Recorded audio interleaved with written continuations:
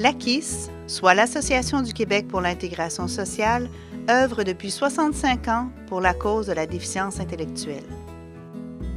C'était un domaine assez inconnu, même dans la société, parce que je peux vous dire que les professionnels ne connaissaient rien de la déficience intellectuelle et les solutions qu'on avait à la portée, c'était de placer ces enfants en milieu institutionnel. Sauf que certains parents ont choisi de garder leur enfant à la maison.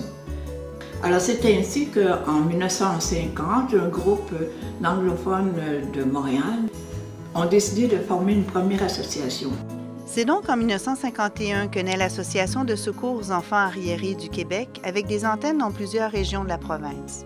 Au fil des années, l'association changera de dénomination pour prendre, en 1987, celle que nous connaissons actuellement, soit l'Association du Québec pour l'intégration sociale. Dès 1967, l'association amorce ses premières représentations politiques. L'année suivante, l'Institut québécois de la déficience intellectuelle a été créé, contribuant à favoriser le partage d'expertise et à soutenir l'AQIS dans la promotion des intérêts et la reconnaissance des droits des personnes ayant une déficience intellectuelle. En 1988, l'AQIS crée sa propre fondation afin de lui assurer une pérennité financière.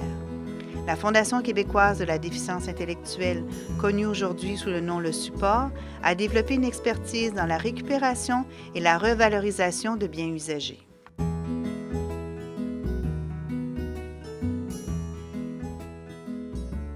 Donc, c'est un organisme de représentation, donc vraiment représentation tant au niveau politique que de développer soit des formations pour outiller les parents, les intervenants qui travaillent en déficience intellectuelle, et également beaucoup un volet de sensibilisation à la déficience intellectuelle. C'est un aspect que je trouve extrêmement important parce que les personnes, souvent la déficience intellectuelle peut faire peur parce qu'elle est méconnue, mais une fois que les gens connaissent, il y a plus de facilité justement de rentrer en communication avec une personne qui a une déficience intellectuelle. L'AQIS appuie ses principes sur la Déclaration universelle des droits de l'homme et les chartes canadiennes et québécoises des droits et libertés de la personne.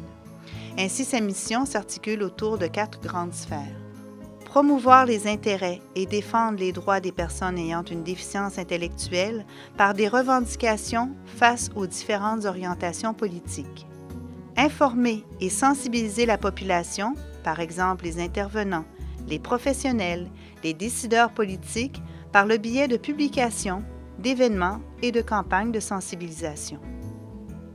Encourager et soutenir les initiatives privilégiant les services et le soutien aux familles ou facilitant l'autonomie des personnes ayant une déficience intellectuelle.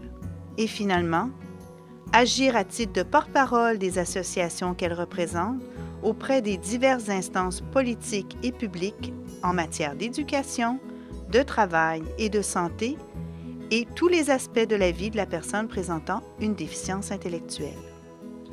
Donc, nous, ce qu'on veut, c'est que les personnes nous acceptent comme des personnes dites normales, puis qu'on prenne la place dans la société. Car je trouve qu'il y a beaucoup de préjugés partout dans le monde.